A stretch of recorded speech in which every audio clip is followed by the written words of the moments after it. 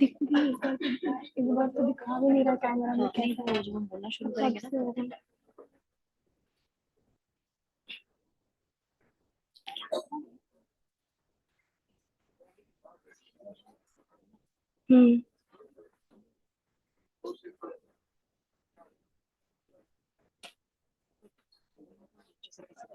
एक मिनट इसमें है क्या पीछे? नहीं, कुछ नहीं है ना। खोलना पड़ेगा।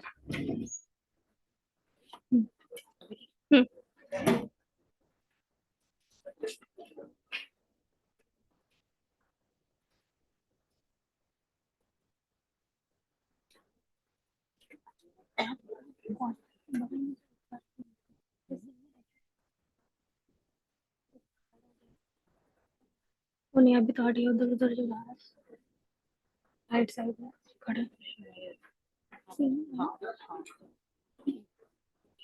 हम्म।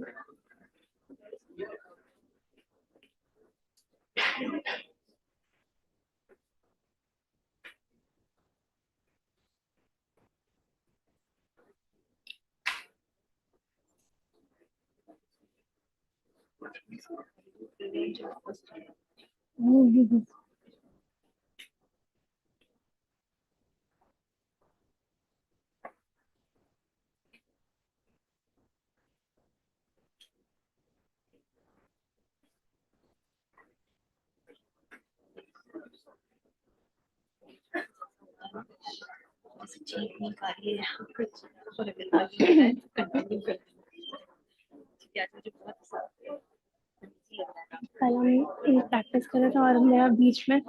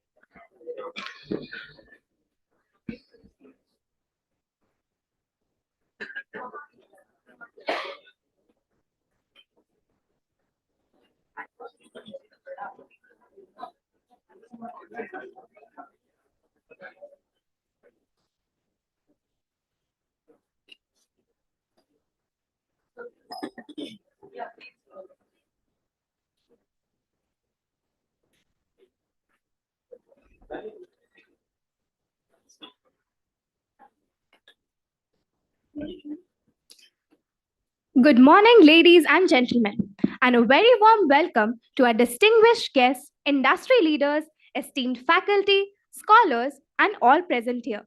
I, Roshni Rajan, alongside my co-host Dhwani Tank, warmly welcome you to the 19th ISDSI Global Conference 2025, hosted at IMI Kolkata. This year's theme is Tech for Net Zero Digital Solutions for a Sustainable Planet. In alignment with our commitment to sustainability, the conference reflects mindful and responsible choices. Each aspect has been carefully considered to gently reduce our environmental footprint while striving to create meaningful impact. The climate sensitive conference design minimizes the use of printed pages, which are available in digital format, business cards, which are replaced by QR codes, avoids using plastic water bottles, and opted for recyclable ID cards. ENY estimates that adopting the climate friendly design of the ISDSI Global Conference over the 4 days will save 1,474 kgs of carbon dioxide, equivalent compared to a similar traditional conference of a comparable size. This year's conference stands as a remarkable testament to global research and innovative spirit. What began as call for papers has grown into a global movement of ideas with participation from across 26 countries. The 1,218 research papers, 220 business and startup ideas that were submitted this year also represent India's 28 states, covering all 21 IIMs, leading IITs, universities, B schools, and also incubators. Before we continue with the day's proceedings, let us quickly take you through the highlights of the past 3 days' events.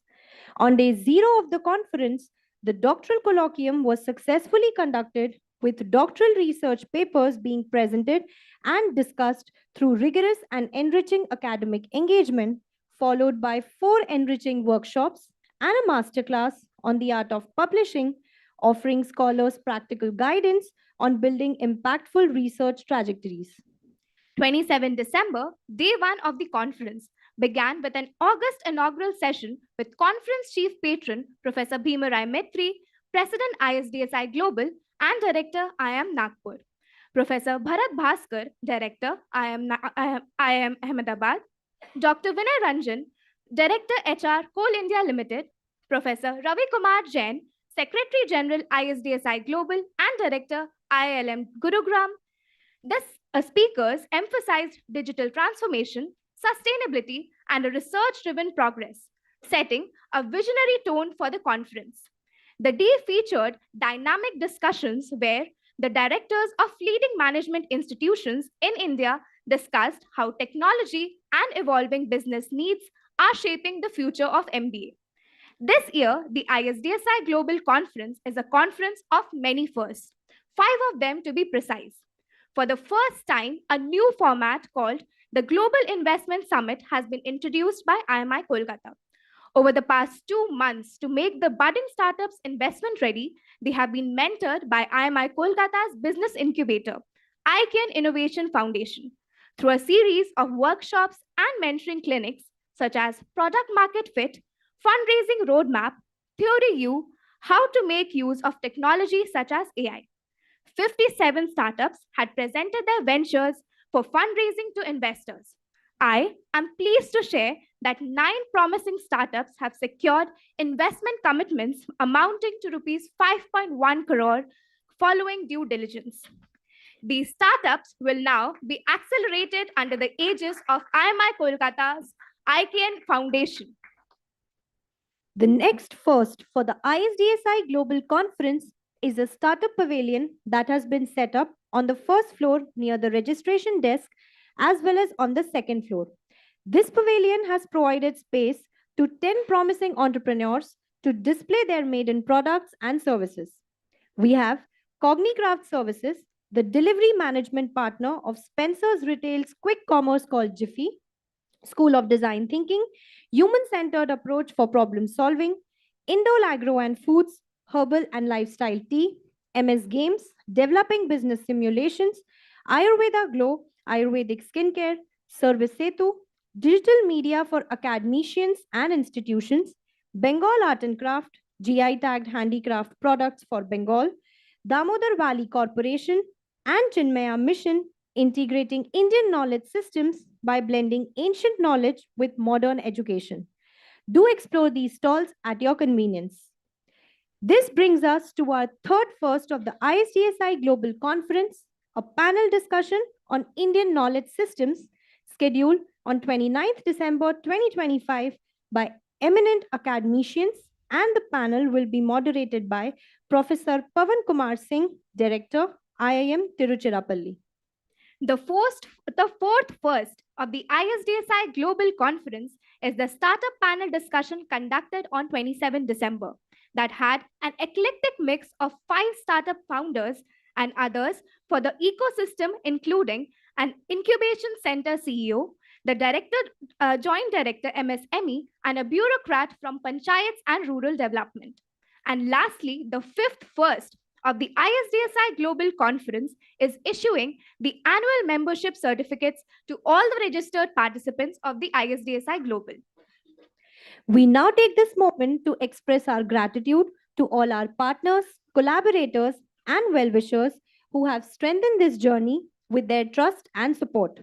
Title sponsor, PCBL Chemical Limited, Gold Sponsor, School of Design Thinking and Pataka Group, Silver Partners, KEI Wires and Cables, Harmony Foundation and Damodar Valley Corporation, co-sponsors SBI, Axis Bank and WBPDCL, Knowledge Partners, Service Setu Academics and Primus Books, and other esteemed sponsors GRSE, AON, Vadalal Ice Creams, Vanilla Sky Cafe, Flaunt Jewelry, 2Yum, Spartan Security Service, Club Ambre, Anmol Biscuits, Shubhami Biopharma, Supermode, Coco Twist, and Leora Bell.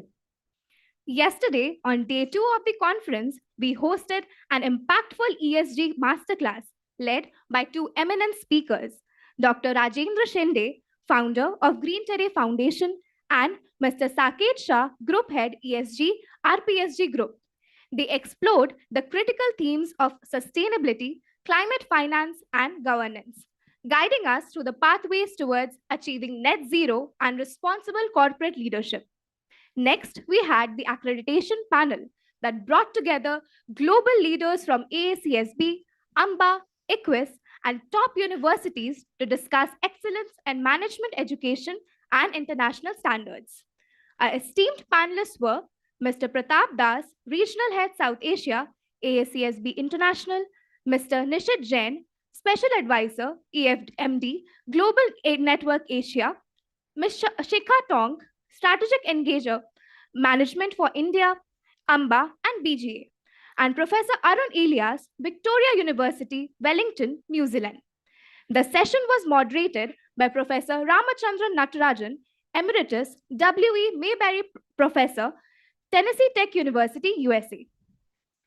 Following this, the publishing panel explored the future of academic publishing in a tech-enabled and sustainable era, featuring insights from leading researchers across IIM Nagpur, XLRI Jamshedpur, IMI Kolkata, and Penn State Harrisburg, USA. The panel was driven by Professor Angappa Gunasekaran, Penn State Harrisburg, USA, with our eminent panelists Dr. Debarun Chakravarti, IIM Nagpur, Professor Debashish Pradhan, XLRI Jamshedpur, and Professor Sahana Roy Chaudhary, IMI Kolkata. Overall, day 2 of the conference was marked by energy and ideas, setting a powerful and stimulating tone for the journey ahead. Ladies and gentlemen, let us now begin today's proceedings of the 19th ISDSI Global Conference with an inspiring keynote address by Mr. S. Suresh Kumar, IAS. It is my privilege to introduce Shri S. Suresh Kumar. Shri S. Suresh Kumar IAS assumed the charge of Chairman DVC with effect from 1st January 2024 and assumed the additional charge of Member Secretary DVC with effect from 16 June 2025. Prior to joining the post, Shri Kumar was working in the capacity of Director General, Netaji Subhash Administrative Training Institute, Kolkata. Shri Kumar joined the Indian Administrative Services in the West Bengal cadre in 1988. He holds a BTech degree in Chemical Engineering from IIT Madras. He served as the Additional Chief Secretary to the Government of West Bengal Power Department since November 2019 till April 2023 and was also assigned the additional charge of Non-Conventional Energy Resources Department, Government of West Bengal. He also served a multitude of administrative posts during his career span. As the director of National AIDS Control Organization from 2006 to 2008, as the OSD in the Election Commission of India during 2009, as the Joint Secretary in the Ministry of Home Affairs, Government of India from 2008 to 2014. He brings with him a vast repertoire of experience in both technical as well as administrative domains for over 30 years. Sir, may I kindly request you to please come on stage? I also request Professor Mahua Banerjee, Chief Patron, 19th ISDSI Global Conference 2025 and Director, IMI Kolkata, to kindly come on stage and felicitate Mr. Kumar.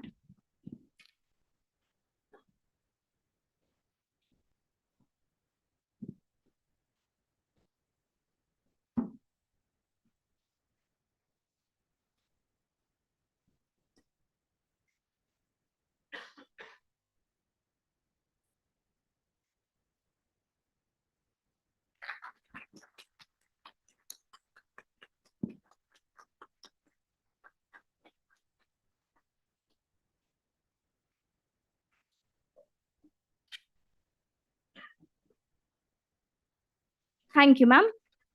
Sir, the stage is all yours.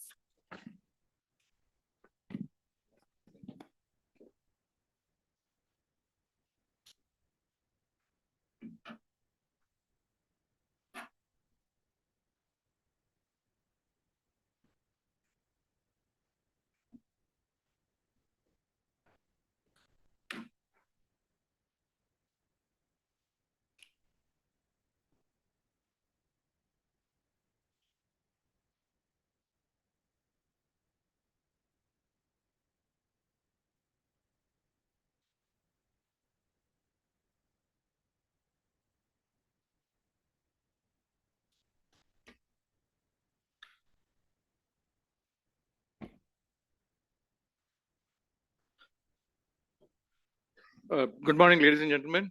Uh, Distinguished dignitaries, I think some industry leaders who are here, policymakers, innovators, friends, and students of the IMI. Good morning, and it's an honor to address this gathering on a subject that sits at the intersection of technology, responsibility, and the future of our planet. I think as young people who are here, they have a decidedly major role to play in the future of our planet. Uh, the technology that's required for net zero, of which digital solutions for a sustainable planet play an important part. Today, I would like to move beyond the vision statement and speak about practical, real world use cases, how digital technologies are already enabling the net zero transition across sectors, and how they can be scaled to deliver impact at national and global levels. We are living at a decisive moment in human history. Climate change is no longer a distant risk or a theoretical debate, it's a lived reality. It's visible in rising temperatures, extreme weather events, stressed water systems, disrupted livelihoods, and collapsing urban centers. The challenge before us is very stark. How do we continue to grow, to industrialize, to lift millions into prosperity while sharply reducing our own carbon footprint? This is a major challenge. So the answer lies not in choosing between development and sustainability, but in reimagining development itself. So, and at the heart of the transformation is definitely technology. So, from aspiration to imperative, net zero. So, net zero is often spoken of the future target, maybe 2030 for some of the goals in India, the Panchamrit, 2047, yes, and maybe 2070. But net zero per se is not merely a destination, it's a discipline, a way of designing systems, policies, and businesses today. For countries like India and other emerging economies, the net zero journey carries a unique responsibility. We must grow faster, urbanize smarter, and industrialize cleaner, all at the same time. It's a pretty stiff target. This is where digital solutions become powerful enablers, allowing us to leapfrog legacy models and build sustainability into DNA of our growth. Digital technology as a climate multiplier. Technology, when applied thoughtfully, acts as a force multiplier for climate action. And I can highlight a few transformatory areas, specifically net zero as a systematic challenge. Net zero is definitely not a single project or a policy. It's a system-wide transformation involving energy, industry, cities, agriculture, finance, and human behavior. So some of these areas I think I'll quickly cover. I think that will be of use for you. What makes this transformatory process possible and affordable is the intelligent use of digital technology. So some of the use cases where technology is making net zero real, I'll mention a few of them. Energy, for example, smart, clean, and resilient systems. So one of the first use cases I think are AI-based renewable energy forecasting. That's something which a lot of people are already started doing, and well, within DVC also we have got onto this bandwagon. One of the biggest challenges of renewable energy is intermittency. Summers you'll get very good power. Then again, we don't know during the winters as well as the rainy season. Wind is very good during the rainy season, but then it goes flat during the winters. AI-powered forecasting tools analyze weather data, satellite imagery, and historical generation patterns to accurately predict solar and wind outputs. This allows our grid operators to balance supply and demand, reduce reliance on fossil fuel backup, and increase renewable penetration. Second use case, smart grids and digital substations. IoT, I don't know how many of you know what IoTs are, but Internet of Things. There are lots of sensors from which we derive data and we can put it onto the cloud and use it for analytics. These enable IoT enabled sensors and digital substations monitor power flows in real time. These systems reduce transmission losses, detect faults early, and optimize load distribution, thereby directly cutting down emissions and improving reliability. On an average, we in a transmission system we lose around 2% of the as for energy loss or the I square R loss. So 2% is equivalent to say, I mean, in a system where we are doing around 400 to 500 gigawatts, 2% is itself a very big amount. The third use case is virtual power plants. We have a lot of distributed energy resources such as rooftop solar, batteries, and electric vehicles, which are digitally aggregated into virtual power plants. And there is a way in which we can swap power from one to the other through a peer-to-peer network also. This allows thousands of small assets to act as a single flexible power source, reducing peak demand and carbon intensity. So that's a very intelligent way of using things. In industry, how do we decarbonize at scale? Digital twins for low carbon manufacturing. Now, what's a digital twin? I think this is also something which has come up very lately. This is where we create virtual replicas of factories and processing, or even any individual process also. Now, it's very easy after that if we can get the data from the sensors also to make a virtual replica on the desktop and monitor its functions very closely. Do predictive maintenance also in terms whenever it's necessary. Now, digital twins create virtual replicas of factories and processes. Industries use them to simulate energy efficiency measures, fuel switching, and process changes before implementation, thereby reducing emissions, costs, and operation risks. Fifth, AI-driven predictive maintenance. This is extremely crucial now. I mean, the amount of equipment which is in use in industry, as well as in transport, as well as at home, so on and so forth, is immense. It's in fact, maintenance for failure is an old concept now. It's not worth it to maintain for failure. It's important to maintain for predictive maintenance itself. By predicting equipment failures before they occur, AI systems minimize downtime, reduce energy waste, and extend asset life. This translates directly into lower emissions and better resource efficiency. Sixth, carbon accounting platforms. India is quite late on this particular area, but I think it's picking up now. Cloud-based platforms track scope 1, 2, and 3 emissions in real time. These tools help us and organizations meet ESG requirements, that is environment, social, and governance requirements, identify high emission hotspots, and make data-driven decarbonization decisions. For cities and buildings, how do we make urban living smarter? Seventh, energy optimized smart buildings. In fact, that trend is now caught on in the Newton area. Building management systems powered by IoT and AI, dynamically controlled lighting, HVAC, and equipment usage help in bringing down the requirement of energy. Smart buildings can reduce energy consumption by 20 to 30% without compromising comfort. 8. Intelligent urban mobility. AI-based traffic management systems reduce congestion and idle time, cutting fuel consumption and emissions. Digital platforms enable shared mobility, electric vehicle adoption, and efficient public transport planning. 9. Smart waste management.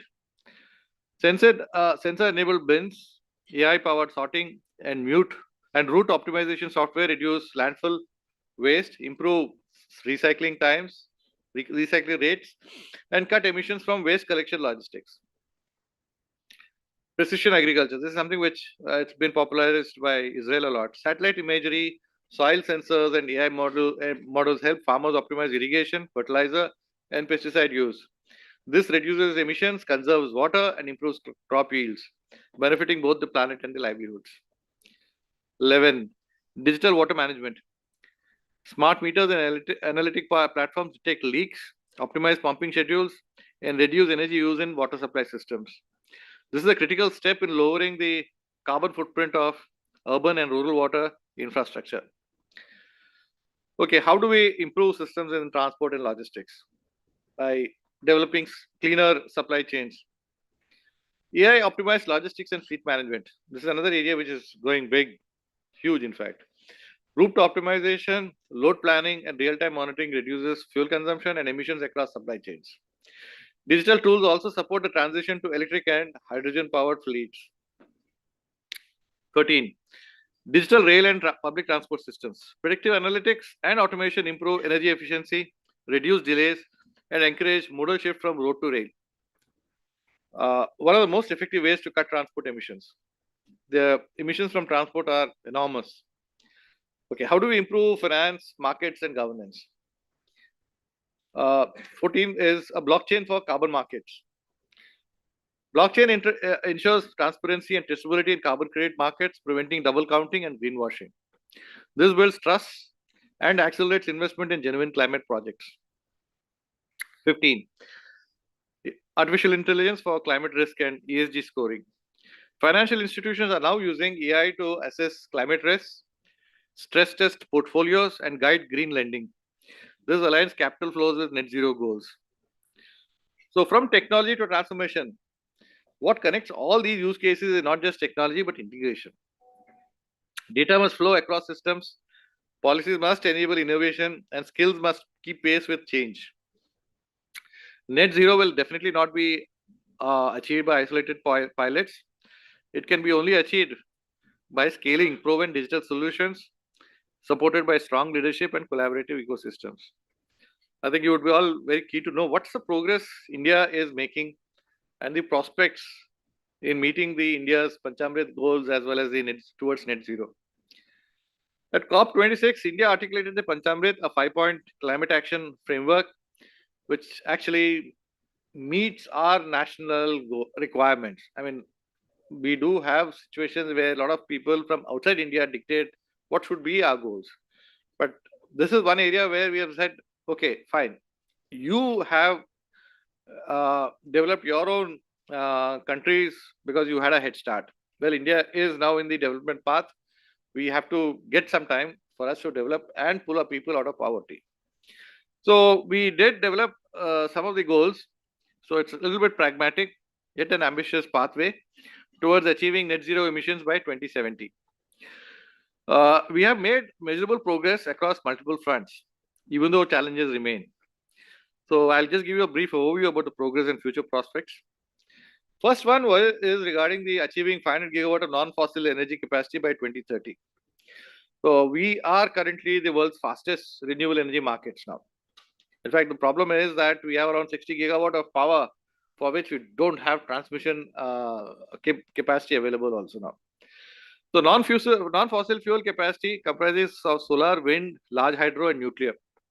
That has already crossed 180 gigawatt. It's almost close. It's not 180 now. It's around 200, the latest, and that accounts for more than 50% of our installed power capacity. The large-scale solar parks, offshore wind policy frameworks, hybrid renewable projects, and energy storage initiatives are now strengthening the ecosystem. So the prospects are with continued policy support, PLI, I think some of you must have heard about it, production linked incentives for solar manufacturing, and falling costs of renewables and storage, achieving 500 gigawatt by 2030 appears feasible. Grid modernization, flexible generation, and storage will be of very critical enablers. The second one of the Panchamrit goal, meeting 50% of our energy requirements from renewables by 2030. We have already reached 50%. I think we reached it in September 2025 itself. Now, sector coupling such as electrification of transport and industry is accelerating the renewable penetration beyond our sector. But this is one area where I think we can go even further. There are very good prospects for green hydrogen, bioenergy, distributed renewable systems, all of which will expand renewable use across extremely hard to abate sectors like cement, steel, and market reforms, time of the day tariffs, and improved forecasting will support higher renewable integration. The third goal, reducing emission intensity of GDP by 45% by 2030 from the 2005 levels. India has already achieved a 33 to 35% reduction in emission intensity. This has been driven by efficiency gains, renewable deployment, and structural economic shifts which are happening now. Initiatives such as Perform, Achieve, and Trade (PAT), EV adoption, and energy efficiency standards have already delivered very tangible results. So, what are the prospects? More digitization, AI-driven energy management, industrial electrification, and circular economy practices can help India exceed the 45% target ahead of schedule while sustaining economic growth. The fourth one, this is a tough one, reducing projected carbon emissions by 1 billion tons by 2030. Emission avoidance through renewables, efficiency, and fuel switching is already contributing significantly towards the cumulative reduction. India's nationally determined contributions, such as INDC as we have it, have been updated and aligned with the long-term development priorities. The prospects, again, scaling up green hydrogen, carbon capture utilization and storage, and nature-based solutions such as afforestation will be crucial, as well as international climate finance and technology transfer can accelerate the impact. Achieving net zero emissions by 2070.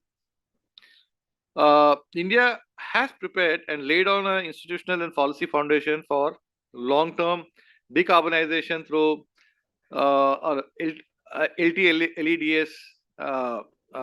strategy. It's called long-term low emission development strategy, energy transition roadmaps, and climate resilient infrastructure planning. So what actually is required is, in terms of prospects, is a just and inclusive transition, balancing energy security, affordability, and growth. All of these will define India's net zero journey. Breakthrough technologies, indigenous innovation, and global partnerships will definitely play a decisive role to reach net zero by 2070. India's Panchamrit framework reflects a development-centric climate strategy, one that aligns environmental responsibility with economic aspirations. While the transition pathway is complex, the progress to date demonstrates strong policy intent and execution capability.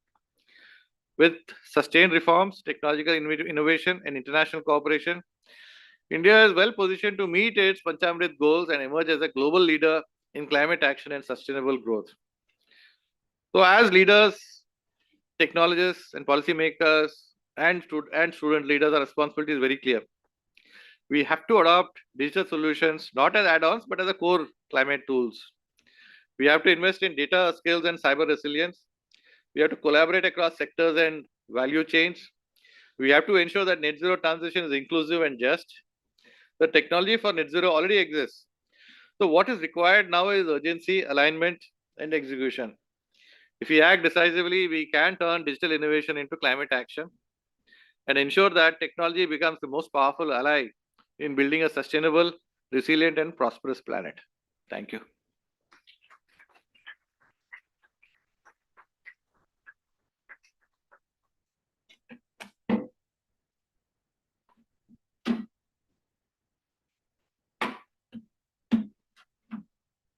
They ask questions.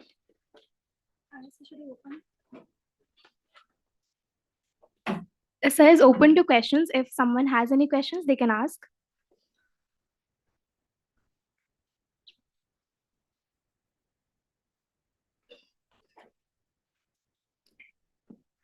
So we have to give your token of gratitude. Thank you, sir. Your insights on AI-driven forecasting, smart grids, virtual power plants, and intelligent waste management clearly shows how technology can make sustainability practical and impactful. I would now request Professor Tirthankar Nag, Dean Research, IMI Kolkata, to kindly come on stage and present a token of gratitude to Sri Kumar.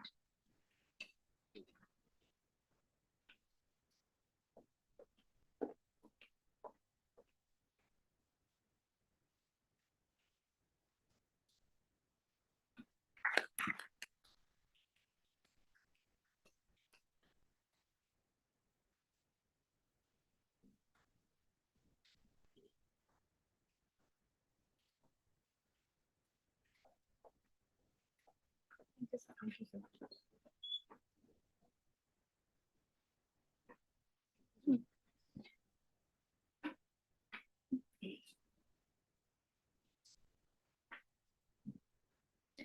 For our next session of the day, we now proceed with the Women Entrepreneurship panel centered around the theme Purpose Driven Women Leaders Redesigning India's Development Story. This panel brings together a distinguished group of women leaders who embody resilience, innovation, and purpose in their entrepreneurial journey. May I now request Professor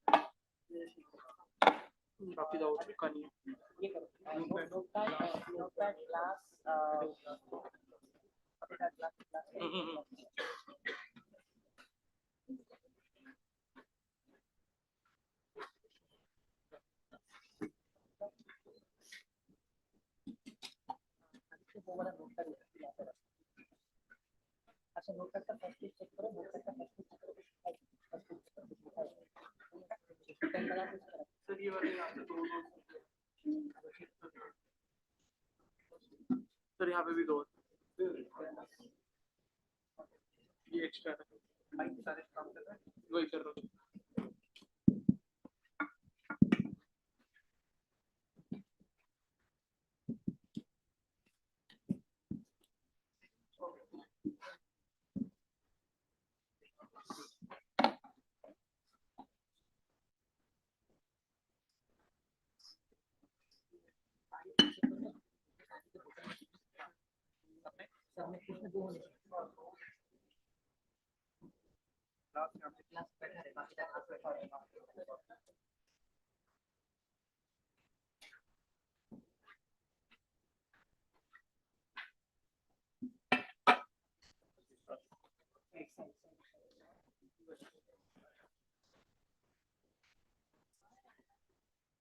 देखिए ना glass ना थोड़ा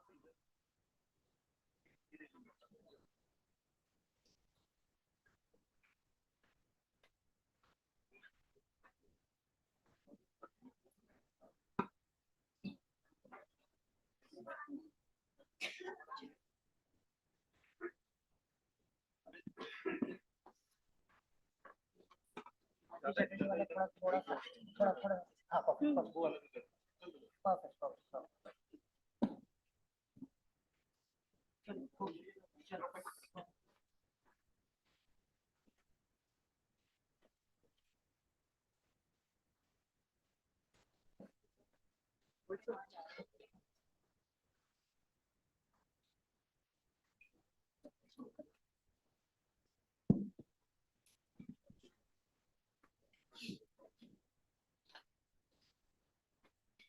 For our next session of the day, we now proceed with the Women Entrepreneurship panel centered around the theme Purpose Driven Women Leaders Redesigning India's Development Story.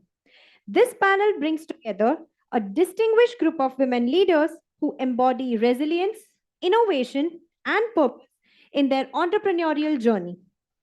We now request our esteemed panelists and moderator to kindly come up on stage and take their respective seats.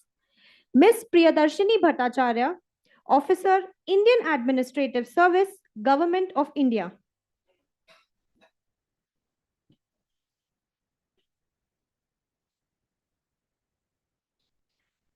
Dr. Meenu Budhia, Founder Director, Caring Minds and I Can Fly.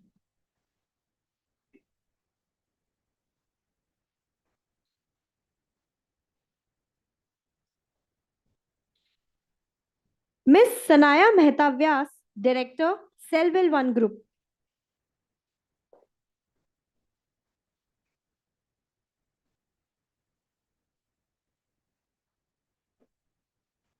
Ms. Manjir Chatterjee, Founder and CEO, Folk.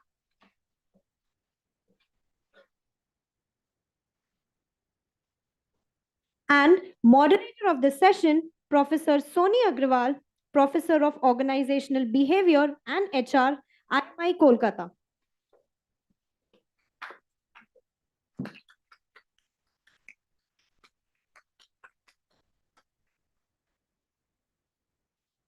May I now request Professor Rituparna Basu, Area Chair and Professor, Marketing, IMI Kolkata, to kindly come on stage and felicitate our esteemed panelists and moderator.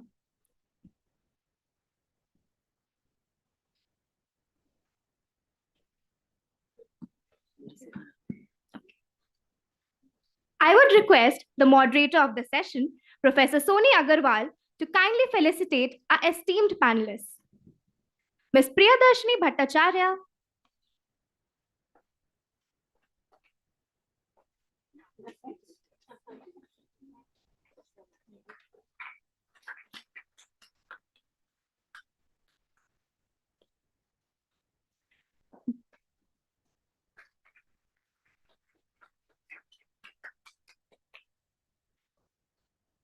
Dr. Meenu Budhia,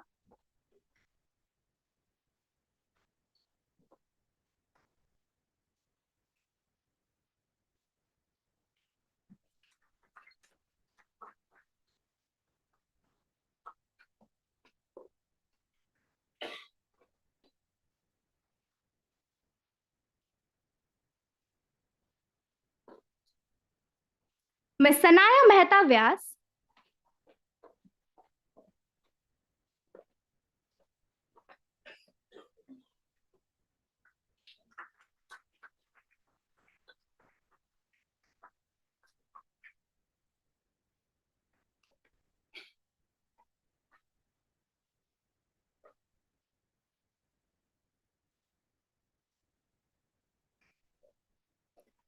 Ms. Manjir Chatterjee,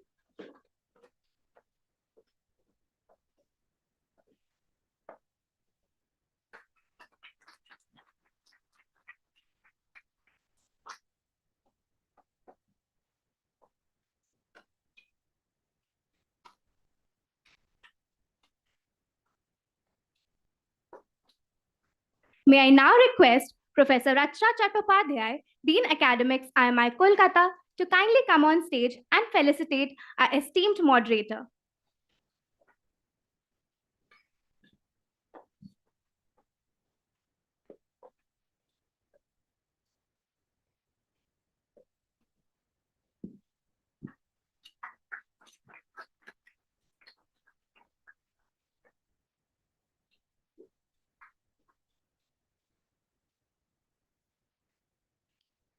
I would now request all the dignitaries to kindly come forward for a group photograph.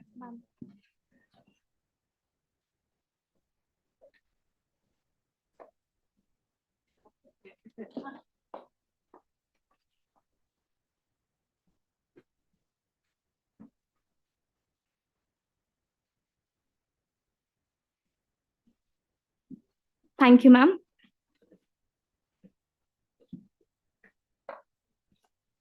Here, I would like to mention that the detailed profiles of the members of this panel, as well as those of other panels and events of the 19th ISDSI Global Conference 2025 are available in our profiles of eminence and can be accessed through the ISDSI Global website and the QR code displayed on the screens right now.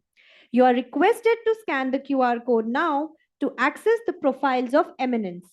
Profiles of Eminence is a distinguished compilation of detailed profiles of our esteemed dignitaries, speakers, and panel members and contributors to the 19th ISDSI Global Conference 2025. Carefully curated in an academic book format, it serves as a reference that highlights the scholarly excellence, leadership, and contributions of the eminent personalities who made this conference possible through their presence and support. Designed as an enduring academic resource, this compendium reflects the intellectual stature and prestige of the conference. It is our privilege to hand over the stage to our esteemed moderator and panelist for an enriching discussion. Thank you. Thank you, the audience, and thank you, the esteemed panelists sitting here on the dais. Although, as Dhwani had already mentioned, that you can, see the profiles while, going to the scanning the QR code and all, but I'll tell you a little brief, the kind of a personality, the esteemed panelists who are sitting on the dais, and I'm having very less words about them. We can start with Minu Budhia ji, who is a doctorate in mental health and well-being, and a little bit about her. When women met with some kind of adversity, or maybe when they are facing the challenge, and then gives it's a motivation to start new. So from that adversity to opportunity, Minuji is the example of the same. She is the founder director of Caring Mind International, I Can Fly International School, and she is herself is a role model for many. I can also talk about Madam Sanaya Mehta. She is, I can tell, there are very few words that I can tell because her profile is so vast. She is a celebrity, I can say. She is a fitness icon. She is entrepreneur, the director of Selwell Group. So it's a marketing and branding company, and a lot many things that we can learn from her. She is a rugby champion at vice president level, India level. So many things about her. We can have, a madam here with us. You can interact with her after the panel to know more and learn more. Yeah. We are also having Priyadarshini ma'am, and about her, I'm having very few words. She had started her career in economics from London School of Economics, and she had served with UN and ILO. Then she thought that she is not able to mark that kind of a difference, that or impact, we can say, at the grassroots level.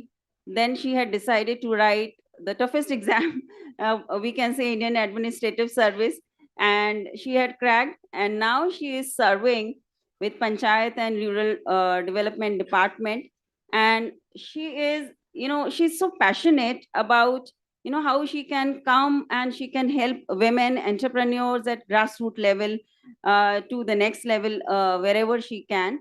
So, ma'am, we are happy to have you here, and there are many lessons we can learn, and all the policy initiatives what we can have it, not only women, I can say, but also anyone who would like to start new, and ma'am is the one who can tell you all that. It's our list is not ending here. We are having Manjeer ma'am, and if I tell about her, she has not only started the organization which is called Folk. It is the passion when she had said our Indian women who are generally we call household women, and they want to earn something, but they are not having the opportunity, and whatever they are preparing with their creativity and skill, the market is not there. So she has given the market to them, she had polished them, she had trained them, and now it is an international brand and a lot of investment is coming. And just before coming here we were discussing and talking, and she said now we are going to take it to the next level, as our theme is also tech. So she is also enabling tech into how she can even grow the organization faster and can help a lot of women. So thank you, ma'am, that we are having you here. So to start with, uh, I'm having very few words about them. So if I start with Minu ma'am, uh, she is having two lovely girls, and when she got to know that her daughter Prachi is a special kid, and I'm just wanted to know, ma'am, about from you, when she got to know about Prachi, how you have accepted her, and how you had reacted, and how you had taken this as a challenge to even come up with Caring Mind International. So something you can inspire all of us. So, ma'am, over to you. So, in my childhood, I dreamt of becoming a doctor, but I was born and brought up in Tinsukia, Assam, a small little industrial town where options were limited and there was no science where I could pursue. So, I got married and came to Kolkata, and I was happily settled. My parents were very happy that her daughter with two daughters is completely settled, but hardly they knew that what is in store. So when my from my younger daughter's school, I started getting complaints. It was a nightmare for me. Every day was full of complaints. So then we got her assessed and came to know that neither she's normal nor abnormal. And I went into severe depression. And that one step I was going to take to for committing suicide, but I think God had different plans for me. So I took my step back, and my husband took me to the psychiatrist, and I was medicated, and slowly I started improving, and I started my life afresh. My life, my world was only me, Prachi, my husband Sanjay, and Priyam. There was as if there was nothing existed for me. I wanted to give Prachi the best of the education, the best of the life, the best of the treatment. So I took her around the world, UK, US, Dubai, where not, because I wanted to give her the best. And in that process I forgot that how it is going to take toll to on her. I really, she suffered a lot, but I think that was the process which I had to go through. And I also went through severe lots of stress and all. And my little daughter, she could understand that mom is going through a lot of stress. And one day I realized that this is not worth it, and I have to accept my daughter as she is. And that day was it. I understood, if I am happy, my family is happy, my daughter is happy, and I accepted my daughter Prachi as she was. Thank you. Thank you so much, ma'am. So much, so inspiring. A woman, the eldest daughter, I can see, ma'am, that you are reliving the moments when you had gone through such a, the eldest daughter, and when you found the, get it checked, and when you found that she is neither normal and nor abnormal, so how to take care of her? It's like we all are mothers and we can relate with, and then it's very natural, then depression and even the suicidal attempt, and then it's an inspiring journey that you have got up. No, it's my family, I have to take care of that. We women are stronger and we have to be strong, and then you are an inspiring woman for all of us and the coming generations, that whenever the setbacks are there, we should take it that we are having a lot of energy inside, and we should realize it and we should come forward. Thank you, ma'am, for your inspiring journey. I now move to Sanaya madam, and again she is inspiring journey on the other side. She is, as I said, I always admire her, and she had accepted our invite, and she is here. She can be the role model for all of us. She is having again two daughters, lovely daughters, who are also doing very well, and that is because of her. Apart from that, so the credentials she is carrying, that are enormous. She is, as it is a women entrepreneurship panel, I have to definitely say that she is running an organization called Selvell. It's one of the oldest media housing company. And apart from that, she is also vice president Rugby India, and also she is a lot of mental health and wellness and all that. So with that, I'm so curious to know how you manage all those things, or maybe the kind of a journey that you had traveled, and the kind of a lessons we all can have in terms of, in an organization we all say it's a cutthroat competition, we cannot have work life balance, either we can have work or we can have life. So but you had managed both. So if we can learn something, that how you prioritize, how you manage. Yeah, over to you, ma'am. Thank you. So how I manage is, first of all, if something interests me, I always say yes. After that, I try to figure out how I'm going to do this. And then, I mean, there's many times when I'm like, why did I say yes to everything? But opportunities come when they come. And so it's up to you to take them or not take them. While I say that, I know that life can be hectic, very, very, very hectic. And I have two children, a daughter and a son. So for me, the first thing that I do in the morning is I get up and I work out, or I run. I do one of these things. And after that, my day begins. So if my day begins at 6 o'clock, I will wake up at 4 o'clock.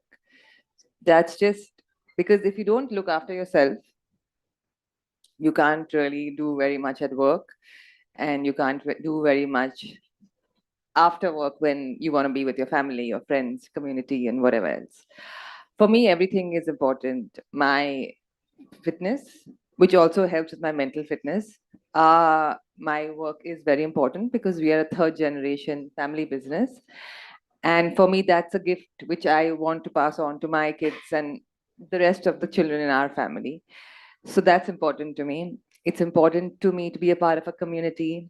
And I'm also a trainer in the morning. I mean, I'm women's health and fitness trainer in the morning. So I do that. And in the evenings, then I do other stuff, which includes rugby, maybe playing or going for a walk with my friends.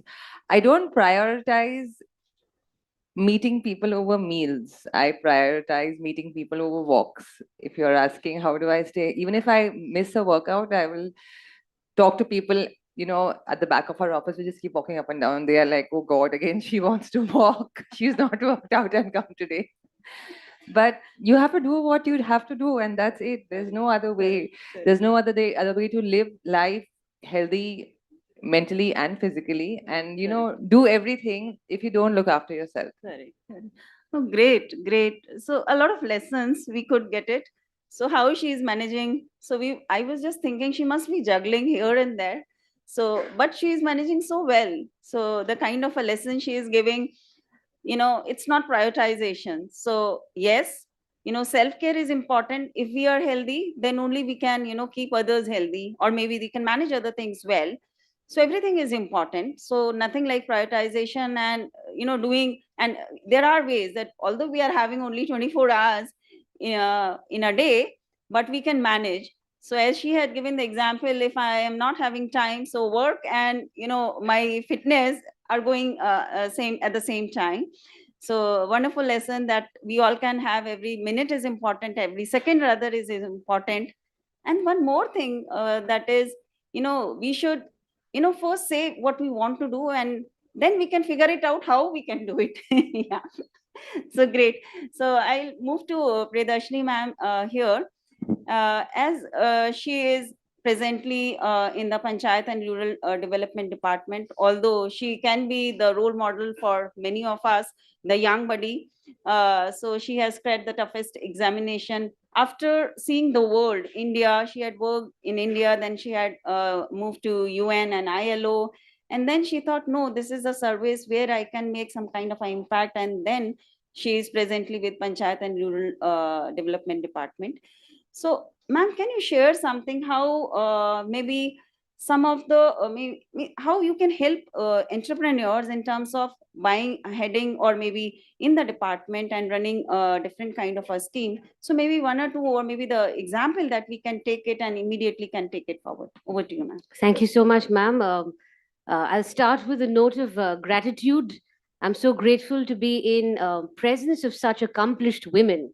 First of all, let me start with that. And there are a lot of young minds here, and I won't be, another crashing bore and talk to you about certain very difficult abstract concepts. So I'll just start with a note by saying that I'm much in gratitude to be here. I am definitely in the IAS, but I don't want any of you to treat me as your role model, because I'm sure you'll be able to chart out your own path, which is going to be yours, which is going to be completely unique. So I'll request all you bright young minds not to get easily impressed by anything. That's what I'd like to start with. Please ask, please interrogate, please ask questions, please dissent. Don't accept what is just given out to you here on the stage. So I'll start with that. Don't treat me as your role model, but rather as your friend who's here just to share a few experiences. It was certainly a very difficult examination to crack, but that's not the bent of mind with which I approached the examination. It was a task at hand. I had to enjoy the process. The result happened. It didn't happen with some of my friends, but does that go to say that they're any less smarter? Not really. They're far more smarter than me. In fact, they keep giving me ideas that I'm able to really execute at my level. So to my friend circle is also what I keep coming back to. Getting back a little bit about my immediate past, I was a part of the United Nations. I was a part of the International Labour Organization's decent work agenda. I don't know if all of you have heard about the ILO. It was the first UN agency. So United Nations is what you've heard about. But ILO was the first UN agency to be established. And it is all about promoting labor rights. And I was specifically a part of the decent work agenda, which was about ensuring creating livelihoods that are sustainable, creating livelihoods that grant dignity to the lives of people. So I see an interesting alliance now. I definitely gave up a career in the UN, but my idea was to come back to India to serve at the grassroots level because I'm an intensely patriotic person. I like to come back. I like to be with my people in the sense that I was having a very comfortable life at the ILO. It was all about making these wonderful presentations, having a cup of coffee, feeling great about the fact that I finally made it. But somewhere or the other, it sort of rung hollow. It just didn't feel right. And then there were certain mitigating circumstances also for which I had to come back to Delhi. I had to attend to my mother who wasn't keeping well. And then life took a change, which wasn't completely intentional because certain things are not always intentional. They also come to you. And that's when I decided that I will start preparing for the civil services, possibly get into the foreign service, because that was my first ambition. But then when I started reading about the rural society, sociology is essentially my subject, sociology and anthropology and gender studies. So I'm glad that we are having this format of a panel discussion because this comes out more in the form of a story rather than me really delivering a lecture to all of you. So when I started reading sociology, when I started going through the rural aspect of sociology, I realized that my heart actually lies somewhere else. And I got into the Indian Police Service. And after completing my training in Hyderabad with the police service, I decided to join the IAS because I believe that the opportunities would be far more. But this is not to say that the police service is not a good service. It's a great service. It's a technical service. Those who approach it with a certain bent of mind will be able to achieve great heights in the Indian police service. But my heart was set in the IAS. And currently, I'm serving as Joint Secretary to the Panchayat and Rural Development Department. I'll be honest, it's just been 2 months, and I'm leading a program which is known as the Anandodhara program. What is Anandodhara? It basically falls under the ambit of the Ministry of Rural Development, the National Rural Livelihood Mission, NRLM. You could Google this. And we, from the end of the state, are following the State Rural Livelihood Mission, where Anandodhara is a flagship program. The name was given by our Honorable CM. It is about creating the SHG movement, self-help groups, is what I'm essentially looking after. What are self-help groups? To put it down very simply, these are a group of 10 or more rural women who come together and they create a self-managed microfinance group.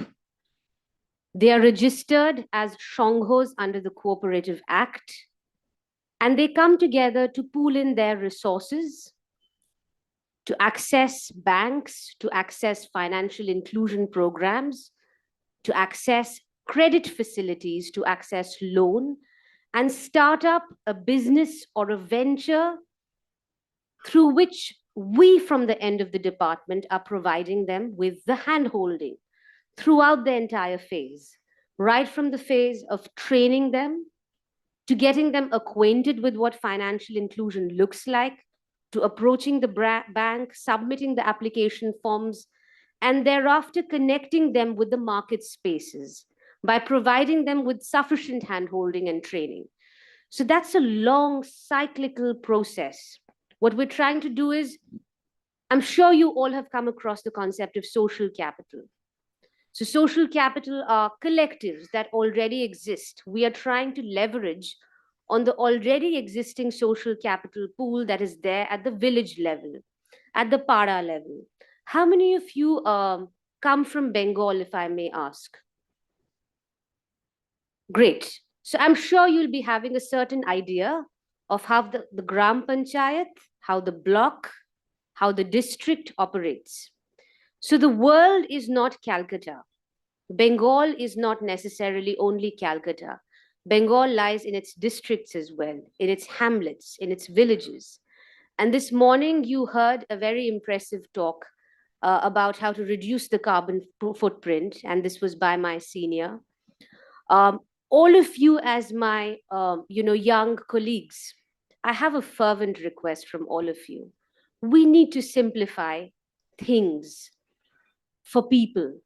We need to democratize our language a little bit more. You all are getting very expensive education, very expensive degrees. But once you go out there and you speak to somebody, যেটাকে আমরা বলি সাধারণ মানুষ, I don't know how many of you are Bengalis. When you speak to them, you make it a point to speak in their language and appeal to their cultural sensibilities. That's essential, that's crucial. I know all of you know much, but the real task at hand is how to simplify things, how to make it actionable, and how to ensure that the person who you're talking to doesn't feel alienated with such high sounding words. Because till now, climate change and the entire discourse about sustainability still remains sort of trapped in an elitism, which all of you need to challenge. You need to make certain terminologies more accessible to people.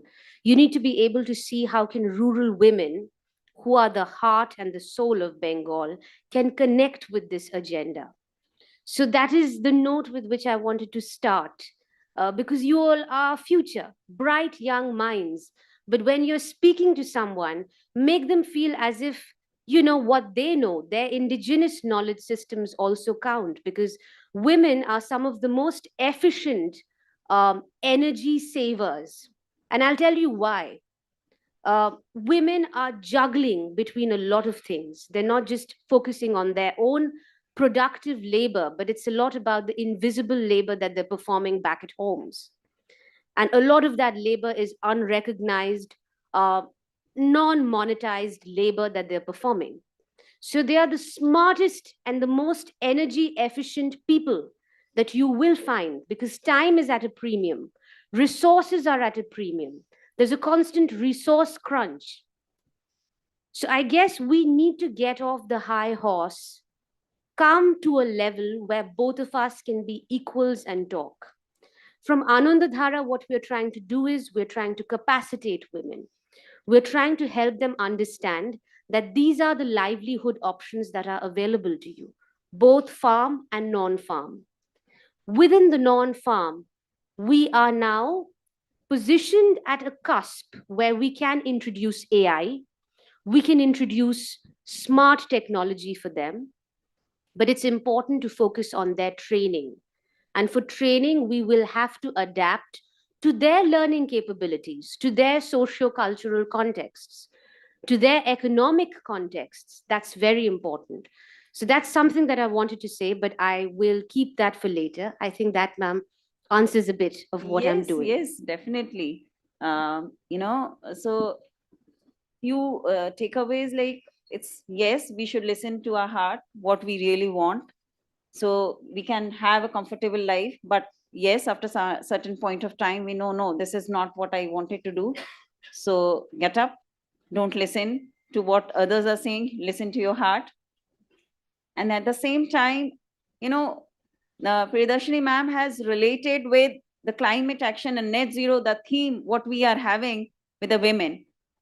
Even before, starting this panel discussion, I was just thinking why we are saying women entrepreneurship and why we should glorify this, and whether it is a need, so that we should talk about, yeah, women are doing great, men are also doing great. But at the same time, how beautifully ma'am had mentioned, it's still an invisible labor. So both the things we are doing, and when women are coming forward, it means there is a lot that they are doing at home also, at a personal level also. They have to take care of themselves. At a work level, they have to perform. If they are not performing, they are nowhere. So at every level they have to be best. So how to manage that? Then that the efficiency comes in. So that the smartness comes in. So wonderful lessons we could have, ma'am, from you. Now I'll ask Manjeer ma'am, because she's a real example, to handhold women who think, what I can do in my life, I'm not having that kind of a qualification or training. And with ma'am's support and training and handholding, and so the normal homemade stuff now turning to international repute, it is what Manji ma'am only can do. So something, if you would like to share how you had turned this around. Yeah. Good morning, everyone. It's pleasure to be here and talk, share my thoughts with all of you. So while I was listening to everyone, I was thinking, in life, There is no one size fits all, and another thing I was discussing with Priyadarshini while I was sitting and listening to the keynote, that collaboration is the virtue. If we want to reach where we want to, where we said with net zero and sustainability, we cannot leave behind anyone. And as she mentioned, Priyadarshini, that it's not only on our metro city. Our life only doesn't stop in metro cities like Kolkata, Delhi, Bombay, and so on. So the greater part of India is in the village, and if we cannot harness their skills, if we cannot include them in our journey of sustainability, we would reach nowhere near to where we are promising. And another thing I would like to reiterate with her, that there are many practices that there in the villages, that there in with our indigenous people, that's much more sustainable than man-made processes we are discussing. Let forget about anything. If we think about how earlier all the women in the villages, they used to turn like the old cloths, like their saris, into quilts, kantha. So that's a sustainable practice where we never used to throw away things, and we used to get our clothes from our elders. We all grew up by wearing clothes from elders. So how can we just harness on those practices? So we thought of, like Sony ma'am mentioned. So we as an organization, we thought we have great skills in the rural areas of India. But only thing, the skill needs to change according to the time. The design needs to change according to the needs of current generation and modern age. So we thought, how can we integrate all this together as a company?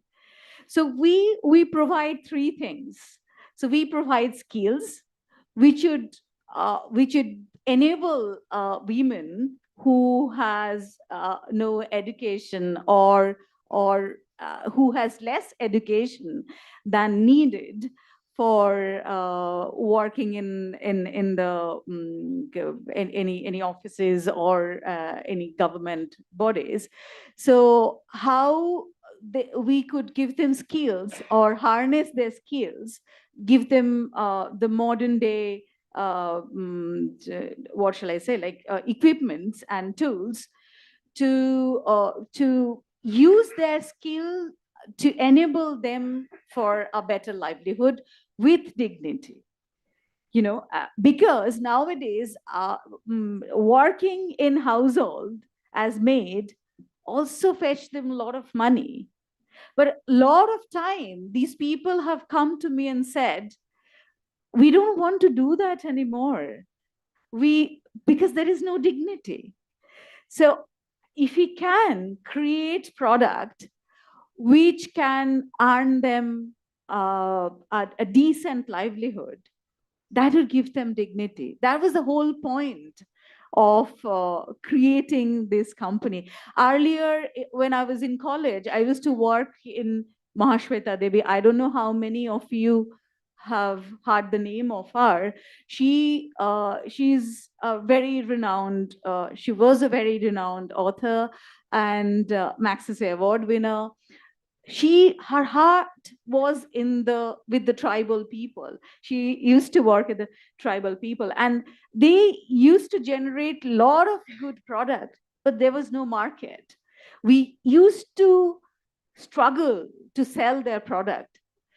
So that gave me an idea of creating a brand called Folk, where the product would be useful. How many of you would buy product just to keep at home, which would have no purpose? You know, if a product doesn't have a purpose, then people don't come and buy of their own. So we thought we would provide design which would have it would be a functional design, not just in shapes and colors, but to give the product a purpose. And then we would provide skill and we would provide market linkages. So these three things together could, change the whole game, because to access a bigger market, you need proper quality, you need proper packaging. So all are needed for shipping it to now the city or globally. So as an organization, we tried to bring these things together, these acumen together for these rural women, so that they could earn a decent livelihood. Yeah, great, ma'am. So really inspiring. And you has rightly mentioned, so the mentorship is a key, what I could get it. So the talent is there, but a woman like Manjeer ji, if she is holding the hand of someone and giving the proper training, anyone can do, to the great extent, and maybe, can market it, which was not undermined. The value which was earlier was undermined, now is having a lot of value. And we should not be focusing on just making a product, but we should be making a product which is useful as well. Yes, great, ma'am. So I quickly, maybe second round of question, or maybe it's a quick question I would like to have. So we all are here and we are celebrating entrepreneurship. So it's entrepreneurial journey. So I would like to, ma'am, no, ma'am, you said you wanted to be a doctor, but because of the background of the wherever we are born, we are not having a choice. So we are born somewhere, we are born. And but after that, or you got married, and when Prachi has come into your life and a lot of setbacks, and then you had started your entrepreneurship. So that is a perfect example. And other than that, as an entrepreneur, maybe how anyone, any person, any young boy or girl, or any men or women, or like people like us can start. So any lesson you would like to give here? Yeah, so after accepting Prachi, I was feeling quite hollow inside, because I completely suffocated the woman inside. I totally forgot that I was a woman before becoming a mother, and I also had some dreams. So I started studying all over again. I became a student after 20 years. So I started studying mental health, and became a student counselor at JD Birla and St. Xavier's College, and also become a counselor at Xavier's this thing, and also at Wellview Clinic. And also I did my CBT from London and from Philadelphia brand development course.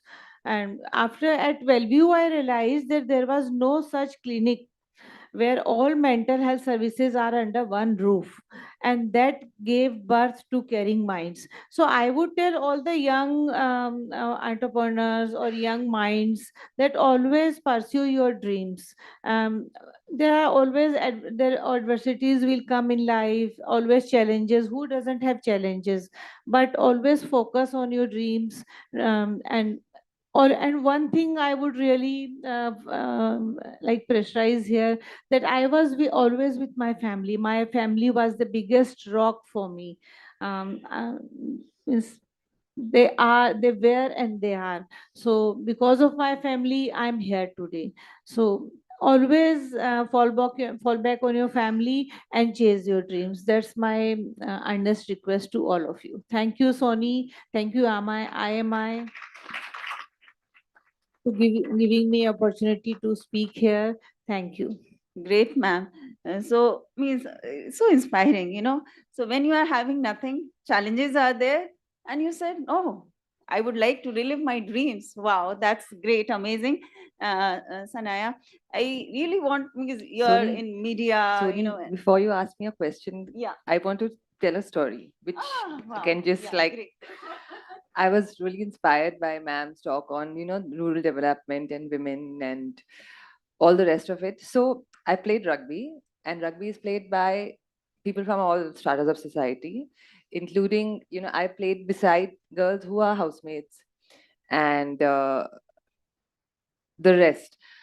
There's a whole spectrum of us who play together, who play side by side, and we play against each other as well. And it was the most humbling experience for me.